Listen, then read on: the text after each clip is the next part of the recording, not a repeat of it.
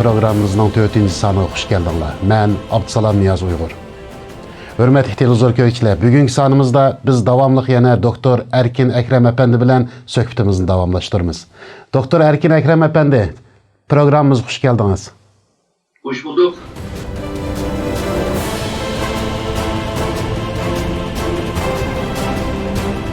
Aldı bilen bu bir hafta içinde dünyada bulup ötken mühim vakalarını birlikte eslep öteyli. 22 oktyabr Amerika Tashqi ishlar ministri Mike Pompeo bayonot e'lon qilib, Xitoy hukumatining rayondagi Uyg'urlarga bo'lgan og'ir kishilik huquq dafsanchiligini qattiq aybladi. 23 oktyabr yana Amerikaning BDT turishliq sobiq elchisi Nikki Haley xonim Twitter hisobida Birlashgan Davlatlar Tashkilotini tanqid qilib, Birlashgan Davlatlar Tashkilotining hozirgi eng muhim vazifasi Isroiliya masalasi bo'lmasdan, balki Xitoy hokimiyatining atalmış qayta tarbiyalash lageri qatorliq inson haqlari dafsanchiligiga markazlashishdir deb ko'rsatdi. Amerika Davlat Majlisida Xitoyning chegara halqigan hujumi temasida yig'in ochildi. Hong Kongda tutqunlarni Xitoyga qaytarib berish qonun loyihasi rasmiy amaldan qoldirildi. 21 oktyabr Nepal hukumatining oshkorlashicha Xitoy Nepal armiyasiga 21 million dollar qiymatidagi tabiiy ofatlarga ishlatiladigan materiallarni 3 yil ichida yetkazib berdiganligini. Bu kelishimni oldin hafta Nepal mudofaa ministri Xitoyga ziyoratga borganda Xitoy mudofaa ministri Wei Fengji bilan imzolaganligini bildirdi.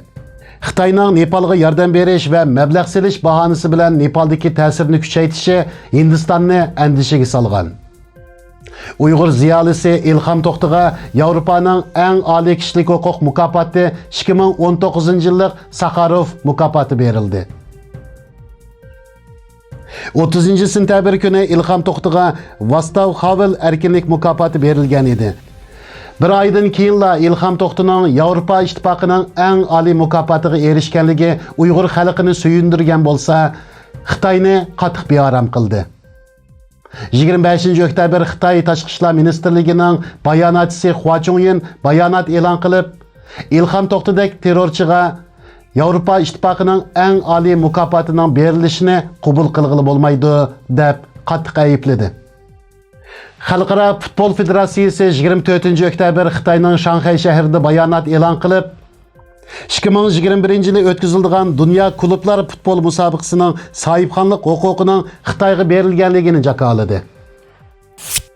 24 oktyabr Amerika muavin prezidenti Mike Pence Wilson markazida Xitoyga qarata muhim bir bayonot berdi. U bayonotida Xitoy hukumatining Uyg'urlarga elib berayotgan chekidan oshgan zulm va og'ir kishilik huquq dafsanchiligini hamda dunyoning hech bir yerda ko'rilib boqmagan yuqori texnikalik nazorat qilish sistemasini yo'lga qo'yganligini, Uyg'urlarning milliy kimligi va diniy kimligining yo'qotib etish siyosatining qurboniga aylanib qolganligini bayon qildi. U nutqida Amerikaning Xitoyga qarata siyosatlarida davomli holda hamkorlashish tarafdori bo'lib kelayotgan bo'lsa-mu, biroq Xitoy hukumatining buning qarata texnik o'g'irligi, tijoratdagi tengsizligi bilan javob qaytarganligini so'zlab, bu tarix endi oxirlashdi dedi. Uning bu so'zi Xitoy hukumatini qattiq beoram qilgan bo'lib, 25 oktyabr Xitoy Tashqi ishlar ministrligining bayonotchisi Hua Chunying bayonot e'lon qilib, uning bu so'zlarini takabburlik va ikkiyuzlamachilik deb aybladi. 29 oktyabr Amerika ovozi xabarining bildirishicha, Birlashgan Davlatlar Tashkiloti kishilik huquq yig'inida 23 davlat Xitoyning Sharq Turkiston xalqiga yurgizayotgan zulm siyosatini to'xtatib, tutqun qilinganlarni qo'yib berishga chaqirdi. 31 oktyabr Xitoy bayonotchisi Geng Shuang bayonot e'lon qilib, bu 23 davlatni Amerikaning bir o'chim sheriklari deb atadi. U yana Birlashgan Davlatlar Tashkilotida bu 23 davlat qasddan yolg'onchilik qilib, Xitoyga qarshi chaplamoqchi deb aybladi. Amerika Avam palatasi Tashqi ishlar komiteti Uyg'urlarning kishilik huquq qonun loyihasini ma'qulladi. Qozog'istondagi Xitoyga qarshi namoyishda nurg'un odam qo'lga olindi. 27 oktyabr Amerika prezidenti Donald Trump Daesh katibishi Abu Bakr al-Baghdadining o'ldirilganligini e'lon qildi. Xo'sh, endi diqqatinglar programmamizning asosiy mazmunlarida bo'lsin.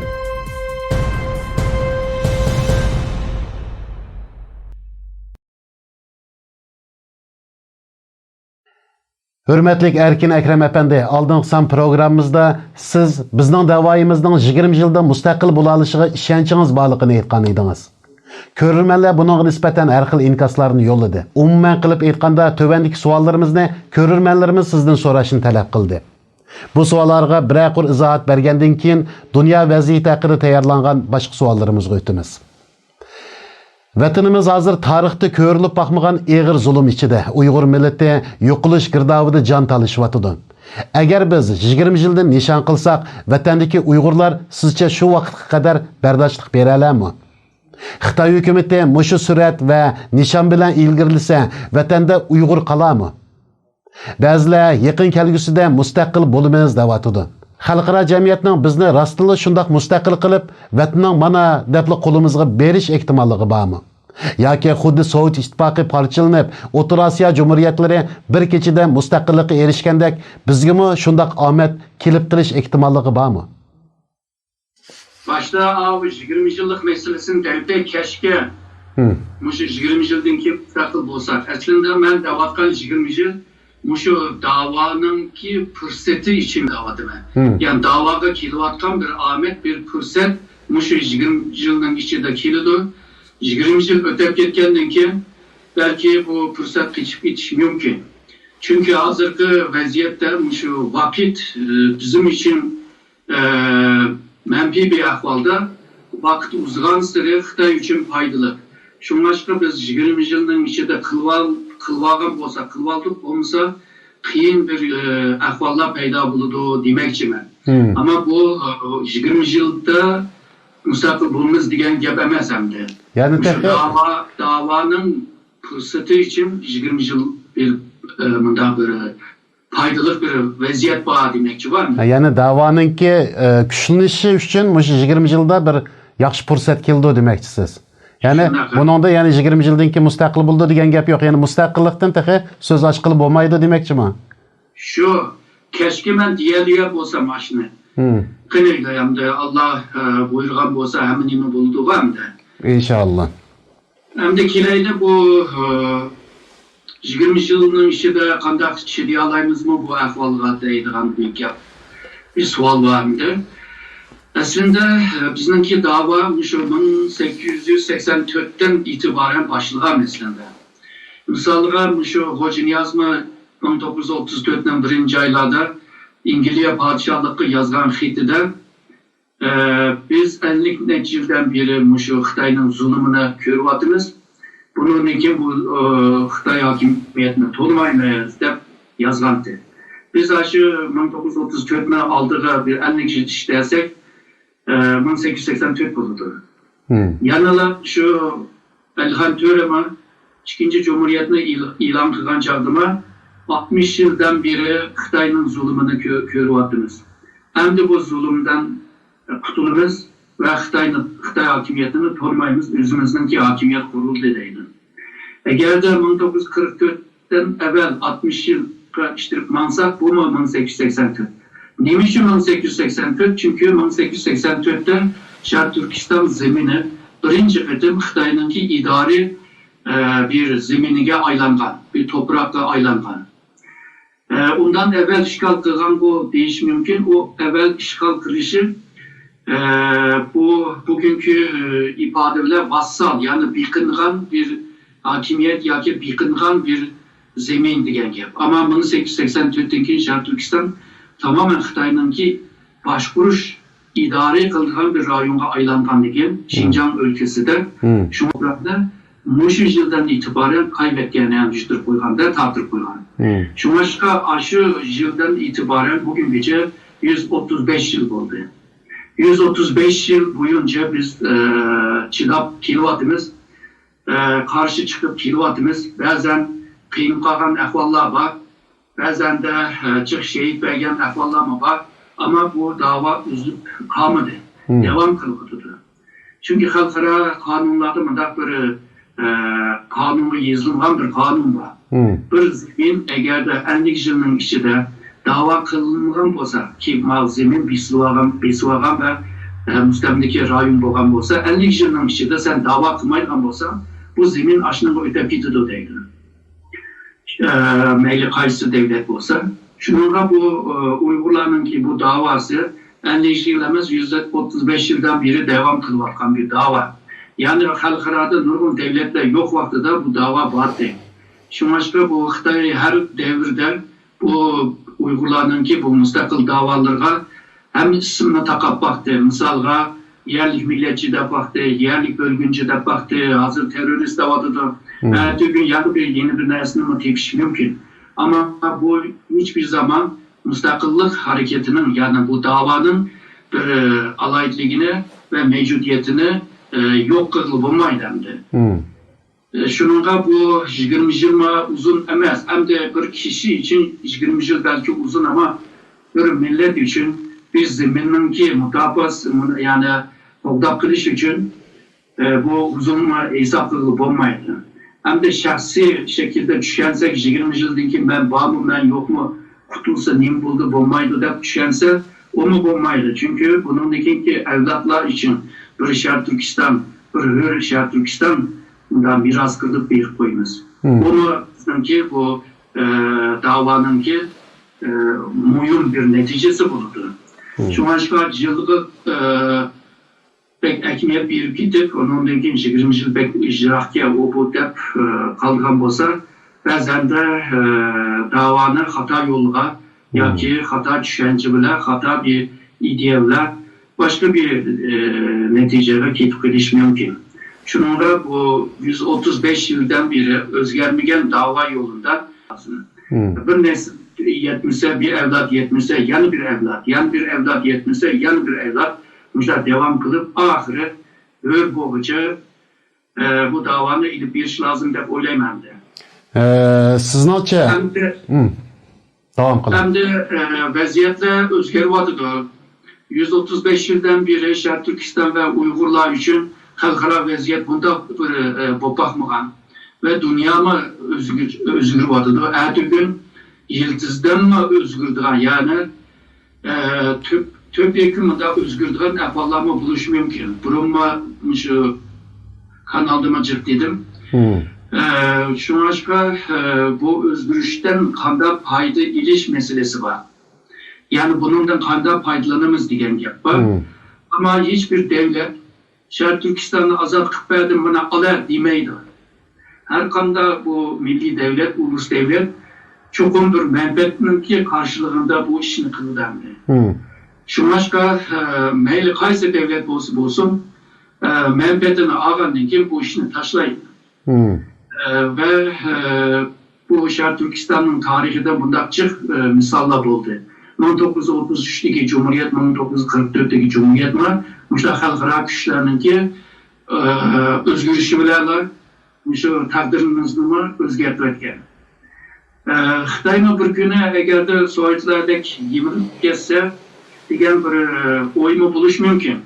Bunu ben birçok yapılarını anlayan, mesela Hong Kong 97'de Xitay ötep geçse, Şarkı Türkistan'ın ki azatlığı başlığı değil bulduğu deydim. Ben hazırlık çetini düşünüp bulamadım bu yapının tek-tekine.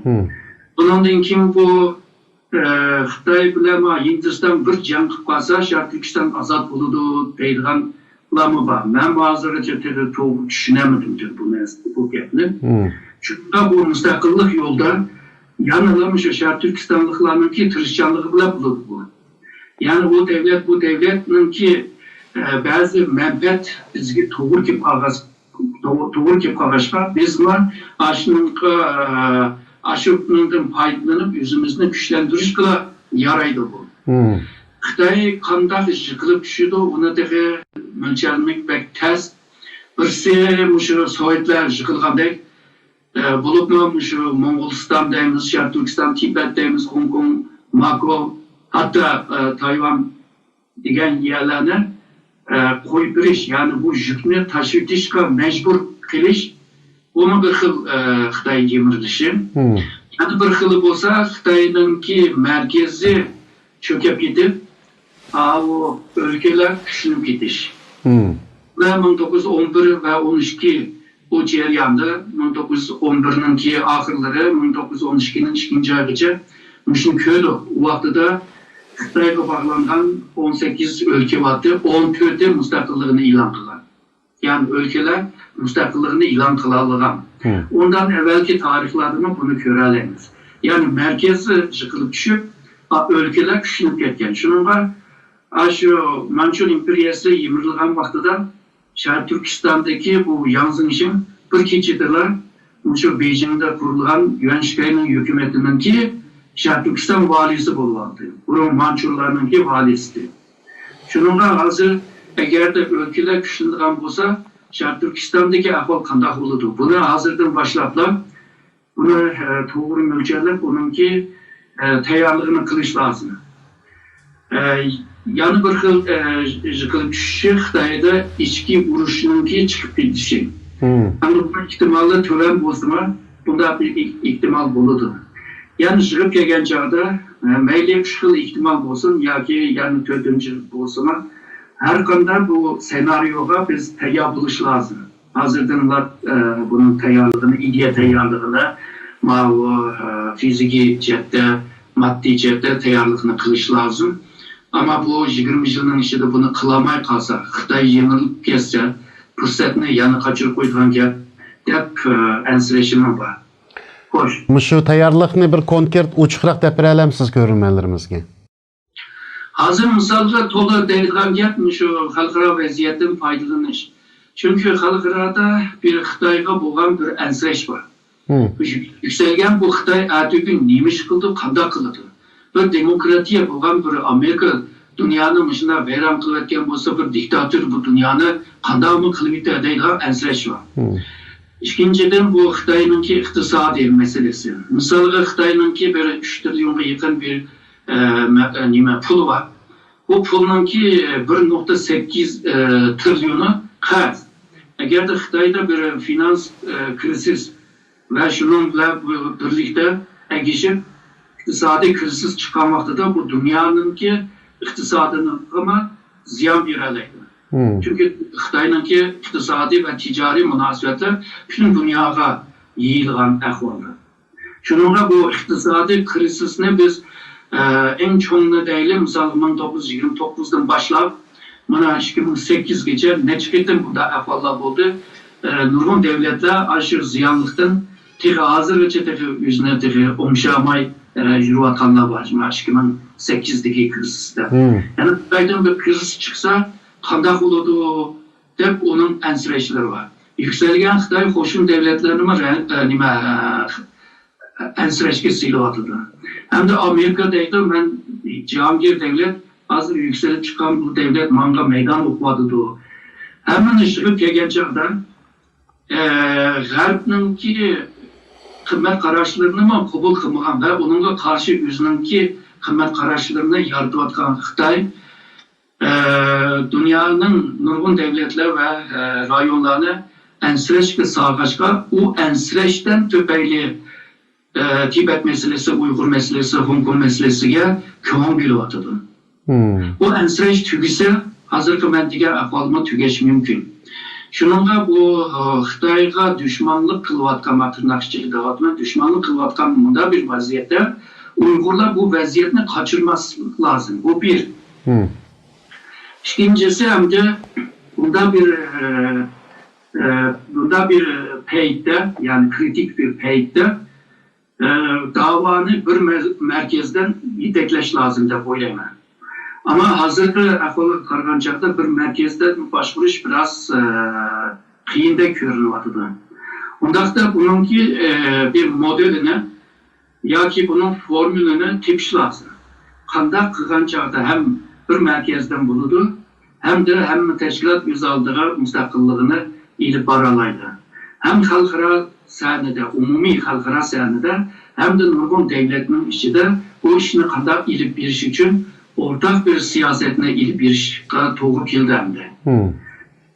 Bu ikincisi. Üçüncüsü teşkilatlar bunun denkin bu namaş ve teşvikat digerdek başında faaliyet siyasetten ilmi siyasete ötüş lazım. Yani hemen yemine ilmi yolu bile profesyonel yolu bile, rasyonel bir düşünce bile, real ve ahvalga karab durup iş kılgan vakti geldi. Eğer de bunu kılamgan takdirde bu ilmi siyasetine ilip baramıgaçka nurgun ziyanlar bulurdu.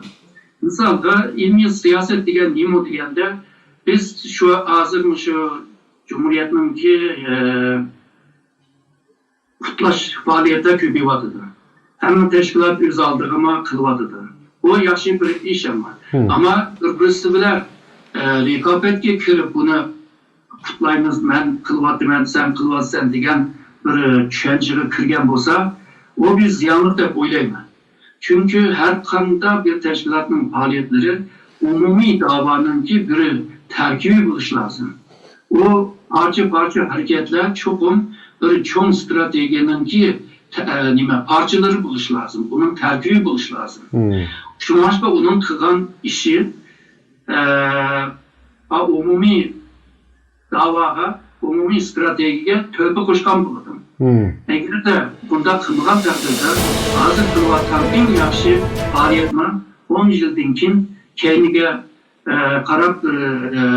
karaydıgan bolsa, kendine aylanıp o kılan işin nöl körüldü.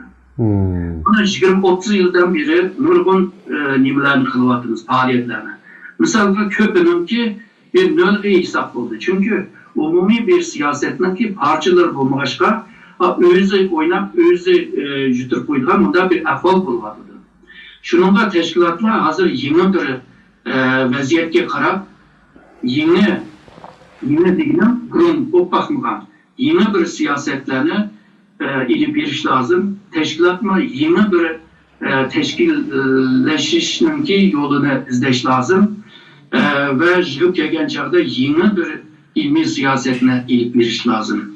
Çünkü siyasi biliminde kanda siyasetini elip barıdır, kanda maksatke erişidir. Bununla kanda teşkil harekette, faaliyetle buludur. Ve bununki insan küçüğü ve maddi güçlerine kanda jığıdı diğerine bir bütüdür. Bu bir ilim bu. Bunu buldu hem de. Dördüncüsü karaydıgan bolsak, misalga davanı hem de hazır kritik vakit dedik o hem de nait kritik payette. Bunda bir vakitte halkımız parçalınmay birlikte hareket kılgan vakit geldi. Ya ben degende eğer de davanı bir merkezden başvuruş emez de bir merkezden yetekleş değil. Yetekleş moyun bir hukum. Yetekligen takdirde halkımızın parçalık etmeydi. Eğer teşkilatla bir parçalık etse halkımızın parçalık edilir. Çünkü her halkımız o grubunu toplayımızda tekime parçalık edilir. Şununla bunda bir heyette halkımız ortak bir hareketke kiriş lazım. İttifakını güçlendiriş lazım. İttifak yalnızla nizam bile bağlap durup ittifak kırılıp olmaydı. Bir yerde kıymet kararışları, onundaki milli mefkure, onundaki örf adet degende bulanı güçlendiriş lazım. Bu en bile yetişken takdirde onundaki insanlar özlüğünde ittifaklık oludur. Yani zorlap ittifaklık kılışının ki kılışı vaktincedir. Bunu biliniz. Ama belki ben degende milli mefkure, örf adet, kıymet kararış degen manevi cihetteki güç bilen ve bu itikat gücü bilen birleşken takdirde bunundaki bu ittifak yüzlüğünde şekillenir. Bunun başka misalga kabiliyetlik adamlarımız var. Dünyanın ki hınkıl yerlerde. Akıp cayda fikir biraleydiğen, göz kararışını biraleydiğen, jirahlarını göreleydiğen bunda ballama var. Bu ballama asaslar çıkış lazım oturulan ve bu davanı kollaş lazım. Ama bu ballarının köpüncüsü teşkilatla köpük ketkenlikin ma teşkilat egesem a teşkilat bakşıydı. A teşkilat mansa ma teşkilat kabul degende çıkmaydıgan ahvallar var. Onundaki bu teşkilatla boğan işyancısızlıktan töbeyli oturup çıkmayan ahvallar mı var? Ama hazır ki bu peytte bunlar çıkış mecbur da oylamadı. Bu bir milli dava, şundakla bu yeni cihette bu ferz kılınan bir dava. Çünkü Müslüman zemini bizim aslında ve başka şekilde bizim aslında ağanda ve Müslümanlara zulüm gösterken vaxtıda bununla karşı çıkış lazım.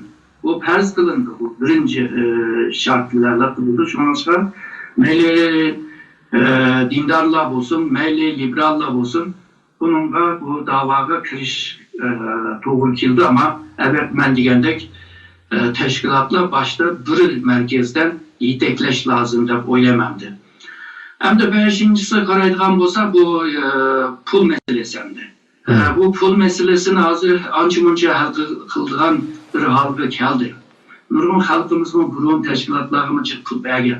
Karşı teşkilatın kılgan işinin ki tayin yok. Olur mu 10 yıldaki teşkilatın kılgan işinin ki neticesi önüme bek olmağını ki pul vermeyden oldu. Bu pulunu başka yerlerde mi ağlı buldu hem de. Nurgun devletlerden, fondlardan ağlı buldu ama ben diyende ilmi siyasetini ilip bağlanacaklar. İlmi yolu bile ulağa müracaat kılacaklar. Bunun mümkün pul çıkış mümkün. Yani hazırca konkret diyelim düşüncelik.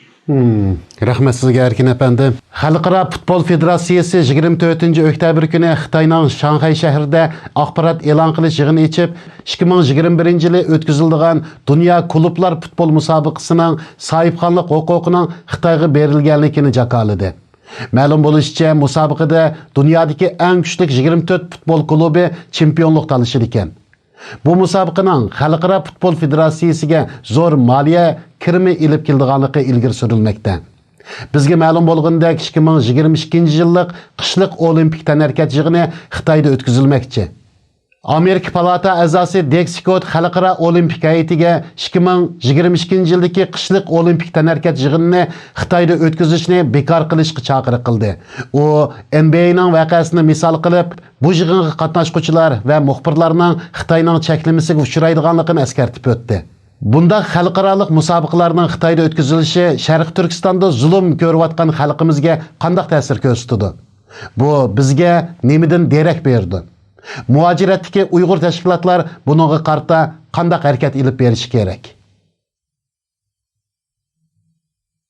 Bunda spor ya da tanarkat bilan munosabatli faaliyetler dostlukni, qarindoshlikni güçlendirdiğim bir faaliyetti. Keyin ondan keyin bu işin içinde nurgun pulla aylanganını bilgenden keyin bunda faaliyetler texmi güçlendi. Hem de değil Xitoy çoğun bir pazar. Xitoyning pazarına kirish bu spor bilan veya tanarkat bu teşkilatlar veya bu cemiyetler Xitoydagi pazarni yutib qo'yishni xohlamaydi. Misolga deylik, Xitoyda agarda bir faaliyet kılınan takdirde ya da bir musabaqa kılınacaklar, Xitoyda setilgan bilet Avrupa'nın bir devlette setilgan biletlerine köp olur.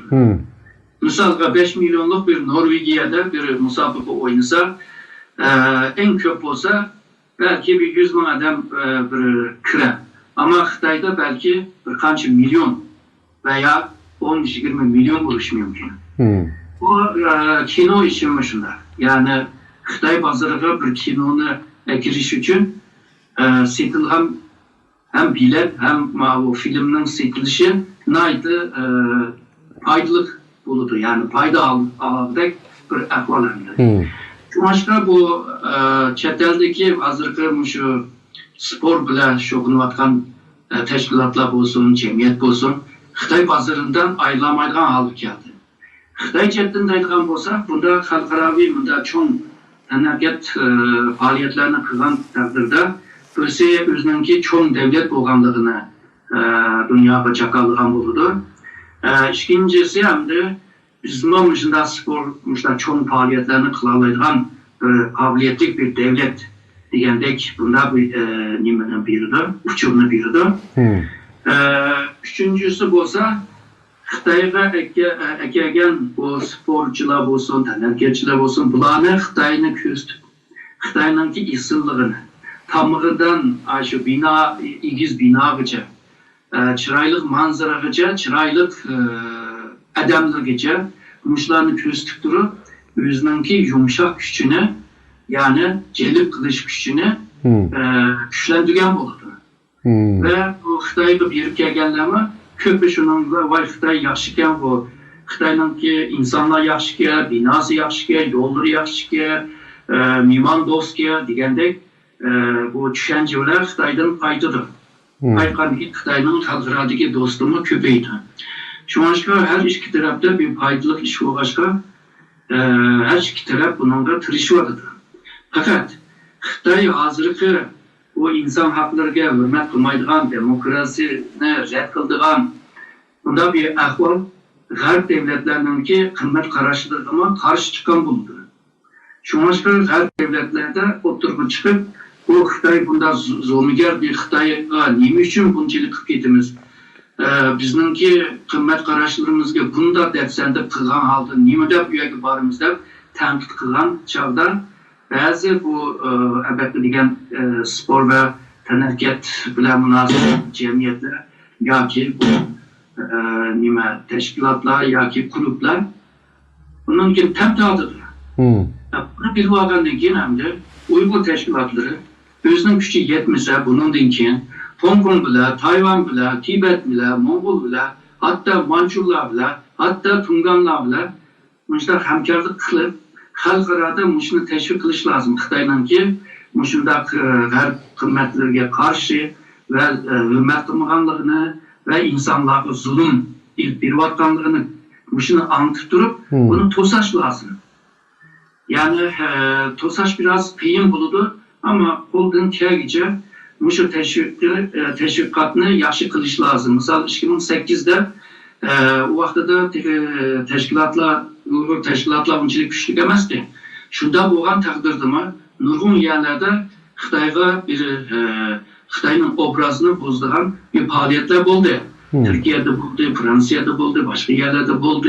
Şununla bence teşkilatlar 2020 geçen şu tayarlığını kılıp bütün dünyada elbette ben sanırım Xitay'ın zulümünü görüp atan ular emas, ya Avrupa'da emas, Amerika'da emas, şu Xitay'ın Garp medeniyetiga, Garp şu kıymet karşılarına, Garp'ın ki bu milli mefkuresiga ziyan gözetken yoki muşlarga karşı çıkan Xitay karşı birlikte bolaylı edip hazırdan başlaplar bunun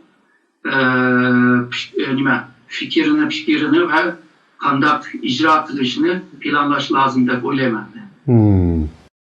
Amerika prezidenti Donald Trump Bagdadi'nin ölgenligini e'lon qildi. Türkiye bolsa terrorchilar chekinmasin berilgan 150 saat müklet to'shqan aman biz bexatar rayon qurib chiqamiz dedi.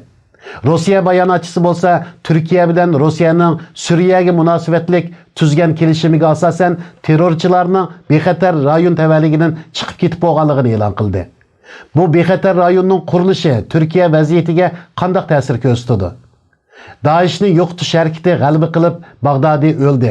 Xabarlarda terrorlik tashkiloti Daeshning asosan tozlanganligi e'lon qilinyapti. Uyg'urlardan Daeshga qetilib qilib PKK'ga asirga tushgan 600 ayol, 1500 bola hali ham PKK'ning qo'lida. Hozirgi vaziyatda Uyg'urlarning oqibati qanday bo'ladi? Türkiye'nin yine değil, Türkiye'nin bir yerge askeri müdahale yani hücum kılışının ki 3 sebep var. Birisi şu çigra xavfsizliğini qoğdap kılış. Çünkü meyli PKK olsun, meyli PYD'nin grupları olsun devamlı bir yerge ziyan veriş ve tehdit silişme başlap kilovatkan. İkincisi bu Şimali Suriye'de Kürtlerin, PYD'lerin kantondaydığı öz aldığı vilayet ve hakimiyetini kurup şu Otra Denizge yani Garp'e karab Otra Denizge yiyilişinin aldığını imiş. Çünkü deniz içilse bu 4 rayonda, 4 devlette bulunan Kürtler Büyük Kürdistan kuralaydı. Onların planında bu vardı. Bunu aldığını iş. Üçüncüsü Türkiye'nin digine dek uzunluğu 200 kilometre ve çukurluğu 30 kilometrelik bir kent bir yerde hazırki Türkiye'deki Suriyelilerni eşeğe yerleştiriş. Hazırki vaziyetke qaragан chaqda Türkiye kısmen shu maqsadiga erishgan bo'ldi. Shunga hozir vaqtincha jangni to'xtatgan bo'ldi. Ammo bundan keyin ishlari o'ng'ay bo'lmaydi deb o'ylayman. Chunki birinchisi bu Afg'on rayonining xavfsizligini to'xtatib qilish unda oson bir ish emas. İkincisi bu Suriye mültecilerini bir yere yerleştirgenden keyin bu yerde öy sekiş lazım, fabrika siliş lazım, yani bir şehir kılış lazım. Çünkü hazırki jangda şehirler çok harabeleşip ketdi, harap oldu. Ularni yeniden kuruluşlarını silip bu kılış için pulga ihtiyaç var. Türkiye'nin ki hazırki iktisadı bunun yar bilemdi, bilmemdi, bilmeyimiz hazır. Hazır biraz kıyın yani, yar verişimi kıyın. Hem de başka devletlerden iliş lazım. Ama bu Amerika, Rusya, Xitay degandek bu çoğun devletler kıytılmagan. Hindistan, Avrupa, Brezilya degandek devletlerin koşumcu yardımı olmay durup bularını kılışma onay emez. Üçüncüsü bu Esad hükümetimi bir yerden çıkıtınladıydı. Türkiye'de onda olsa bütün şu çetellikler bir yerden çıkıyorsun dedi. Hem de bu Kürt koşullarını sen eğer de kontrol kılalırsan bol çıktı değil dedi. Şununla bu da hemisi kıyın bir ahval. Hazırdan başlayıp mındak olurdu, anda bulurdu demek biraz kıyın ama Türkiye şu çiğranı koldaş için hele kararlılıkla devam kılıvadıdı. Demek bu hele bir uzun bir mezgil devam kılgandek durdu. Hem de Uygurlar kelsek aslında DAEŞ'çiden kolga düşken ve şu Suriyeci Uygurlardan kolga düşken hemisi şu Kürtlerin kolu da Irak'ta ve Suriye'de. Bunların şu 2016'da Dünya Uygur Kurultayı şu Birleşken Devletler Teşkilatı'nın ki bastısıyla bu işin el kılışkı tırışkan. Ama bir yerde Amerika makul demigen takdirde ve Kürt koşullar ve hakimiyetler makul demigen takdirde buna kılışma kıyınken. Ama Birleşken Devletler'in kampları var. Bazıları bu kamplarda yaşaydı. Şununla bu çeteldeki Uygurlar buna davran sağmaydı. Şunda Amerika bile, Germanya bile, hem de Kürtler bile kılış biraz kıyın çünkü bu Türkiye'deki PKK olsun veya şu PKK'çıdaki Kürtler olsun Uygurlarına pek yaxşı görek etmeyin hem de. Şununla Türkiye bile bir sürü mehbi alaka kurup durup o işine hal kılış lazım deyip oylayamadı. Çünkü sen misalga bizim nurgun başında Uygurlar emas, mınkıl millet var yerde tutulgan. Onca kımkıl milletlerini devamlı tutup duruşma onay bir iş emas. Hem evsizlik cepten mesele var hem de maddi cepten mesele var. Şunu uygulama şu faytır bir işini halaydı ama bir muvaffak bir kilişim bile bunu biri de o deyip oylayamamdı. 29 oktyabr Amerika, Angliya qatarlıq 23 g'arb davlati Xitoyning Uyg'urlarga yurgizayotgan bostirish siyosatini to'xtatish va lagerlarni taqash haqida Birlashgan Davlatlar Tashkilotida Xitoyga qattiq bisim tushirgandan keyin Uyg'ur masalasi yana bir qatim qattiq g'ulg'ul qo'zg'adi. 192 davlat Uyg'ur masalasida ikkiga ayrildi. Uyg'urlarni qo'llag'uchi, haq maydonda turg'uchi Amerika boshliq 23 g'arb davlati va Xitoyni qo'llag'uchi 54 davlat va buningga sukut qilib qarab turg'uchi 100 davlatdan iborat. Angliyaning BDT'da turishliq bosh elchisi Karen Peris Uyg'urlarni qo'llagan 23 g'arb davlatiga vakolatan BDT insoniy huquq umumiy yig'inida so'z qilib, Xitoyning Uyg'urlarga qaratgan siyosatini o'zgartirishni talab qildi. Arqadınla Belorusiya baş elçisi Ribako Xitoyni qo'llagan 54 davlatga vakolatan Uyg'urlarning insoniy huquq ahvolining intayin yaxshi ekanligini, terrorlik hujumining azlab atalmış Şinjanning, ya'ni Sharq Turkistonning muqimlashganligini ta'kidladi. Bu yil iyun oyida 22 davlat Xitoyni jazo lagerini taqashga chaqiriq qilib bayonot e'lon qilgan edi. Bu chaqiriqqa qarta Xitoyni qo'llag'uvchi 37 davlat birlashma bayonot e'lon qilib, Xitoyni oqlagan edi. Xitoyning iqtisodiy ta'siri sababidan Xitoy tarafida turayotgan bu davlatlar yanada Xitoyni qo'llash pozitsiyasida bo'layotdi. 192 davlatdan 100 davlatning bunga sukut qilishi, 54 davlatning bo'lsa bu bayonotga qarshi chiqishi bizga nimani tushundirdi? Sharq Turkiston davosining taraqqiyoti qaysi tarafga qarab ketyapti? Biz zulmga uchragan xalqimizni qutqizish uchun qaysi tarafdagi xizmatlarni texmo kuchaytirishimiz lozim? Vaziyatni yaxshi xulosa qildingiz. To'g'ri, hozirgi g'arb davlatlar, sharq davlatlar asosida deydi, ikkiga bo'linyapti.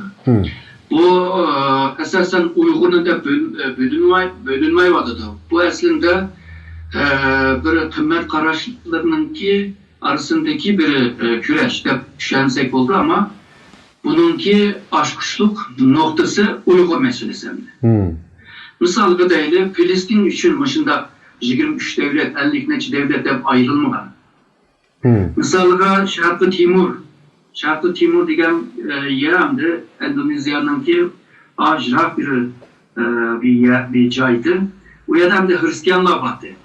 G'arbliklar Hristiyanlıklarga sahip chiqimizda, mau nima Endoneziyaga chiq ism ishlatgan. Shu vaqtida 23 devlet, 53 devlet hep ayrılmagan. Kosova meselesinde Yugoslavya'nın takılıp geçiş vaktida şunda bo'lgan. Nima 23 devlet ve 53 devlet hep ayrılmagan. Ama bu da Uygurna bir aşk kılıp kögeçke Uygurnu dep davadı İkiye bölünüyordu. Bu bugünkü Uygurlarınki davası için faydalı bir vaziyet bu. Bu vaziyet yani bir G'arb devletlerinki, muşu Uygurlarınki insan haklarını kovdattırış için nurgun faaliyetlerini kıldığında bir vaziyet yaratıladı ve bir zeminine teyyar kılındı. Misalga ertesi gün Amerika'da Uygur insan hakları kanunu çıkıp kalsa, bu Amerika'nın Taşkı İşler Ministerliği de çok bir işkan kuruldu. Uygur işkanıdır. O işkanda çok edemleştirildi. O işkan işini bir yaxşı kılış için nurgun Uygur teşkilatlarıyla yıkım münasebetini kuruşu mecbur kaldı. Bunlar yılda bir kıtım kongrede mecliske doklat yazıldı. Doklatda Uygur meselesiga mandak kılaylı deydiğen nime planlar ve siyasetler bulundu. Bu siyasetini bolsa hükümet icra kılışkı mecbur kaldı. Diyende bu muşunda kiti verse hem Amerika'da hem İngiltere'de, Kanada'da diyendek nurgun devletlerde okşaşmışlar bir kanunla çıkmazsa Magnitsky kanununun çıkışı ve Xitay emendarlarga ceza berişi diyendek muşlar çıkıp kalgan çağda Uygur davasına naitı çoğun bir fayda bulundu. Bunun çoğunluğunu hem de azı tasvir kılmak biraz onay emez hazırdır. Jırıp gelgen çağda naitı çoğun. Şununla bunun çıkışı için bütün Uygurlar meyli neyim bolsun isimini kandak koygan bolsa kandak nime bir hukum işletken bolsa bunu azırca karmaydı. Aşı çıkışı için kırış lazım dep oylayman. Mesela bula çıkan takdirde bunun kim Şarkı Türkiston ve Uygur davası xalqaro qonunga tayinib turib ish qilgan vaqtlar keladi. U vaqtida misolga deylik bir qonunlar xalqaro qonundan Birleşken Devletler Teşkilatı'ndan bir kanun çıkıp kaldı deylik. Misal hamda Xitay ve Rusya bunu tosaydı var mı? Çıkıp kaldı deydi. Ondan da bütün dünyadaki Uygurların ki vaziyette dediğim asan oldu. Kanda asan degende bir devletten bir devletke giriş asanlaşıdır. Vize iliş asanlaşıdır. Köçmenlerini kabul kılış asanlaşıdır. Bazı devletlerde siyasi, iktisadi ve turmuş çekten planlanan olsa ma devletten na devletke ma asan paralaydıgan başına bir ahvollar bo'lishi mumkin. Ammo bu albatta men degan o tirishchanlik bilan aram bo'lalaydi deb o'ylayman. Shuningga oldimizda fursatlar ko'p, ammo bizmo shu fursatchilik ko'p tirishsak bo'ladi.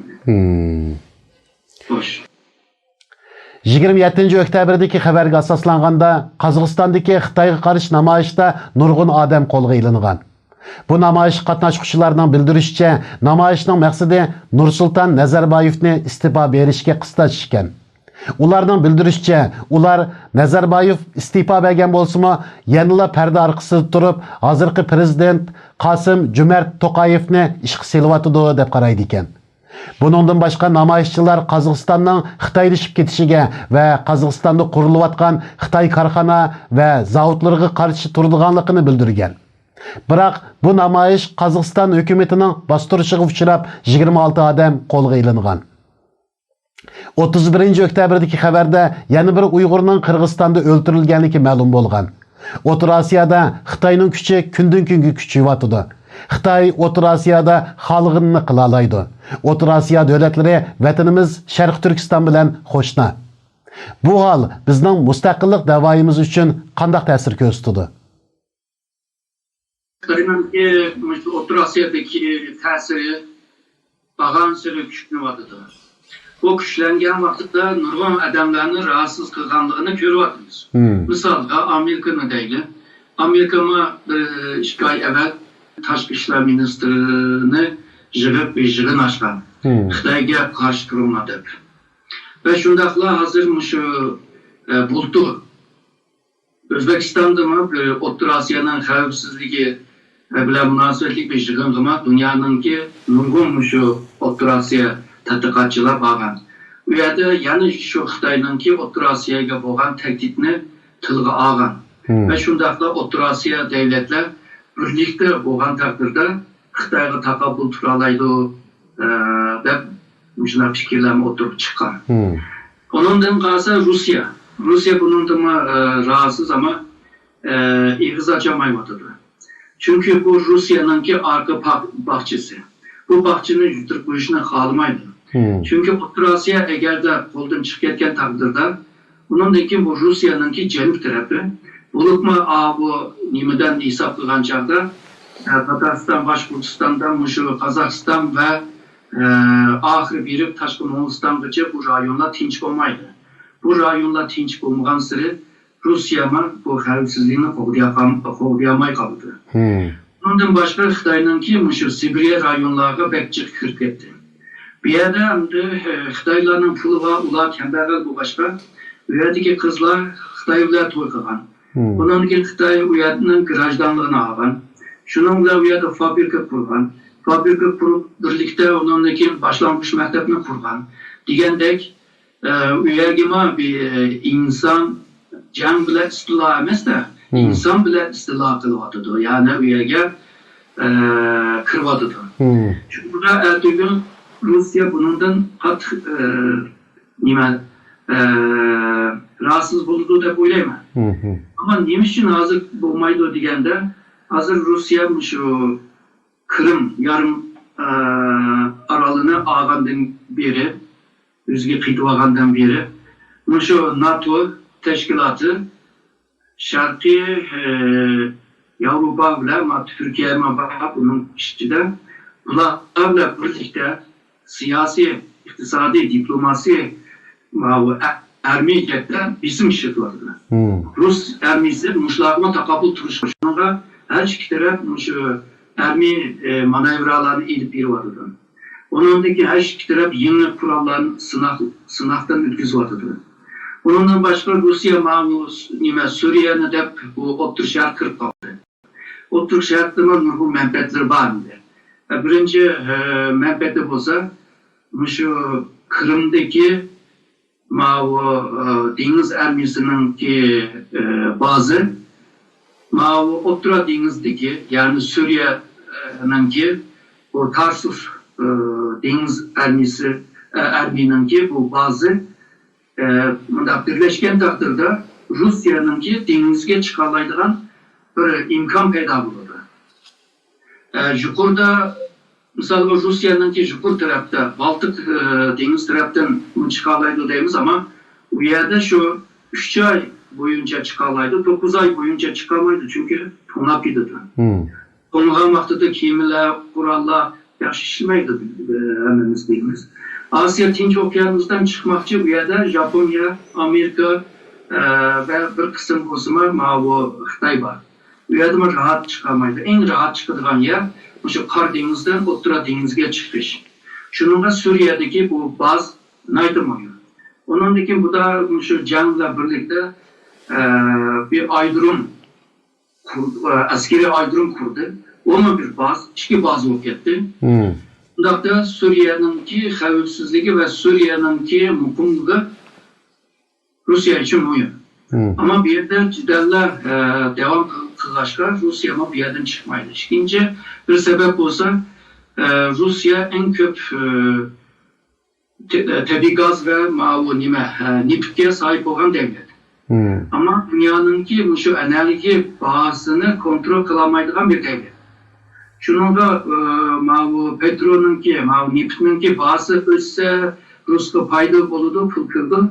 Açıkçası Rusya'ya ziyan verdi. Şununla otur şarttaki bu enerjilerini kontrol astığı ilişme şu Rusya'nınki bir merseti. Hem de bu otur şarttan Amerika'nın gücünü aydap çıkışma Rusya'nın merseti hem de Xitay'nın merseti. Bu noktada Rusya ile Xitay okşaş. Şununla bu Rusya hazırlığı iktisadi akızlığın iktisadi gücüyle. Belki ben digəndek aslında kıyıncılık ahvallarla yüz yüze karışkan Xitay'nın ki Otur Asya'da ki bu yayılma yani iyilişiye karşı tekrar diyemeye vardır. Her gün ben digəndek xatarlıkla azalgan vaxtıda Ruslar Xitay'ın Otur Asya'da tamponlaştırışla tırışırıl deyip oylayman. Rusya'dan başka misal Hindistan mı bundan rahatsız. Eğer de çonkur kırk etken vaxtıda Otur Asya'ya İran mı rahatsız buldu, Türkiye mi rahatsız buldu. Şununla ertesi gün bir yerde Otur Asya'da bunda vakalarla bunda işler çıkan seri Rusya Otur Asya'daki aciz devletimiz Otur Asya'nın etrafındaki çoğun devletlerle mi tırpışış ve bir küreş kılışla mecbur kaldı. Ama bunu hem de bu cidden üşürük için hazırlıkta yürütülen İpek Yolu stratejisinin jankısını da işçi edip durur. Biz sizlerin pulunlarını tepiş, sizlerin ki baylığını sömürüp ilişemez. Biz sizlerge meblağ ilişki geldi o, iktisadi hamkarlık kılışkı geldi o, ticaret kılışkı geldi o. Biz mavi garplıkladık. Bir kolu da incir, bir kolu da nagam bile. Bunda başka rayonga bağımdı o. Biz başkaça faydalı işlerini kılıvardımız. Sizlerime faydalıysa, bizime faydalımızda win-win strateji taktiklerini işletiyordu. Ama bunlar vaxtınca taktikte oylayma. Yani jığıp gelgen çağda Xitay'ın ki vaxtınca Otur Asya'daki güçlenişi tabii Uygur davasıma bir ziyan bulurdu. Xitay'ın ki məqsədimiz şu. Yani Otur Asya'nın tamamen kontrastı iliş. Çünkü 96'da Şanghay Beşikisi kurulan vaxtıda məqsədinin birisi şuydu. Bunun için 99'da neft məqsədini ilan kıldı ve rayonda bir xavfsizlik bir teşkilat kuruluş lazım deyip teklif kıldı ve bu teklif 2001'de Şanghay Hamkarlık Teşkilatı namında kuruldu hem de. Yani Otur Asya'nın çim tutuyoruz. Xitay için mühim hem özününki bu rayondaki özünün şahsi menfaati hem de bu yerdeki Uygur faaliyetlerini ve bu pirindaşlarınki Uygurlara yardım kılışı, onların kollaşını aldığını ilişemdi. Köygünümüzde hakikaten Otur Asya ellerindeki hükümetler kança Xitay bilen yakın bolgan sırı xalq şuncha bearam boluvatıdı ve her xil qarşı hareketler boluvatıdı. Bu hareketler taraq qilib siz bayı dep ötkendek bir kunlarda yani qisqa vaqtning ichida agar Xitay bilan Otur Asya elleri texmi yaqinlashmasa Otur Asya elleridagi xalqlarda yani bir qo'zg'alish yani xuddi Arab bahoriga o'xshash bir qo'zg'alishning maydoniga chiqishi mumkinmi? Buna ihtimali var. Aslında bu Kırgızistan'da, Kazakistan'da hürbatımız. Ertesi gün Tacikistan'da mı çıkıp geliş mümkün. Hazır Çin kontrol bu ağaçta görünmüyordu. Bunun kim bu Afganistan var. Afganistan biraz Orta Asya devletlerle farklı çünkü onların kiminde bir düşüncesi var. Bütün Cihangir devletler hemisi bizge tecavüz kılan, bizge hücum kılan ama yalnız Xitayda şu devlet bizge işini kılmagan hem de hoşuna turdu. Şununla Xitay bizden dostumuz deydi. Ama Xitay hazır bağlan sırı işkirler kırvadı da bu Afganistan'a. Nurgun yerastı baylıklarını içivadı da. Amerika'nın qoqtab bergen xavfsizlik muhitdə cıq ticari fəaliyyətlərini qılvadı da. Bunundan başqa Taliban deyimiz, El-Qaida deyimiz, əşyərdəki yerlik güçlər deyimiz, aşılavlama məxfi kürüşüb bu xavfsizlikini qoqdavadı. Yüzdən ki, iqtisadi və madən xavfsizlikini qoqdavadı da. Bu çonqurlar kırgen sırı bu piyadıma cidel çıkıdı da oylayman. Bu Tacikistan'da mamıştan ahvallar çıkıdı da oylayman. Hem de başka devletler Xitay'ın bu rayonlarda, Orta Asya'da rahat kırıp rahat çıkışını kalmayacak devletler var. Bu devletlerle bununla ardışılan ahvallarla buluş mümkün. Onun için eğer de Ruslarla digəndək Orta Şərqdəki güçlər Asla Orta Asya'ya yayılsa, bu vaxtda Orta Asya'da teximacıq cidəller çıkıdı da oylayman. Hazırdanlar Xitay'a karşı meyli Kazakistan'da, meyli Kırgızistan'da vəqələr boladıdı, onların hükümeti bizim işitvadıdı ve namaş kılganlarla. Ama bu vatan ve millet için namaş kılgan adamlar türmüge taşınğandı ki, bu yerde bir adaletsiz ve haksızlık peyda oldu. Bu haksızlıkla çıdırmaydan türmege itilmeden cemiyette yaşamaktan Nurgun Kazak ve Kırgızlarına rahatsız kıldı. Bunun için bu Xitay'ın ki Şarkı Türkistan'da yürütülen bu zulüm siyaseti bu Orta Asyalıklarının ki Nurgun şu aydınlanımı okutuvadıdır. Eğer de Uygurlar diyen bir mesele kalmay kalsa Xitay eğer Uygurlarına burada cımıktırırsa hem de biz Uygurlarının kadirga ortaklaşımız. Yani aşı kader bizi kıyma kilidi oldu. Ve ortalama var. Kazakistan bir cihetten mesela Atatürk teşkilatının ki reisleri bizim işitvadıdı, onların ki adamlarına taktıvadıdı, teşkilatın adamlarına. Ve bir şeydeki şahıs ötkende türmüge mahkum kılan, keyin şunun bile bu 7 yıl türmüge kiremse ya ki Xitayını tılmamsa, yani Xitayını tılmaysa, Xitayını avarkamaysa ya ki 7 yıl yatsa deydi. Bu hem de özününki balcaklı ve tukanını oylaşlaşlar, bu da ben Xitayını rahatsız kılgan işini kılmaydı. Bunun bir türmeden çıktı ya bu Darıkhan. Bu belki sorgan sual, mahkemede sorgan sual, sen Xitayını rahatsız kılmışsan koyutumuzda oldu. Yani bu kanun diğerinden ki Kazakistan'ın işini işleş lazım. Sırttaki bir küçük karta özünün içki kanun bile cezalandırıvadıdı. Bu mahiyatı bir haksızlık olup oturup çıkıyordu. Kazakistan bunu Xitay için bu faaliyet, bu siyasetlerin ilip bir vatan ceryanında yani bir ahval peyda bulvadıdı. Misalga burun şu Cumhurreislik'e bağlanan bir strateji merkezi var. Bu strateji merkezde işlevatkan bir Konstantin diyen bir adam var. Siyozekin diye bu pemdisi. Bu Kazakistan'da hele tesirlikte çünkü Xitay parası bu. Türkiye'ye kelgen çağırdıma bir jırganda katnaşkan. Eşyadama Uygur teröristli deydi. Jırgın tüygendiki ben sordum. Ben bu terörist mi desem. Ondan karab kaldı. Ben dedim ben şu Uygur. Her Uygur terörist olmaydı desem. Ben yok senindekilerini demeye vattım hemen. Orta Asya'daki bazı Uygurların dağıttım. Ben de aşina dinleyen bir adamdı. Bu adam misalga aldığım ay sonraki Kazakistan Təhlükəsizlik idarlar sorakı dağıtıbdı bunu. Ve şundaklar vəzifəsindən ektaşlap bunu türmeye taşımakçı. Yani 10 yıl solmakçı. Bunun sebebi Xitay üçün məxfi kişi degan adam yaptı. Hiçbir imkan. Yani Kazakistan bir tarafta özünün halkını Xitay rahatsız kılmanına da ceza bir vatkan bir cereyanda okşayışla bunun tətürü yani Xitay üçün hizmet kılgan casuslarını cezalandırmadıdır. Bunu mu görüyorsunuz?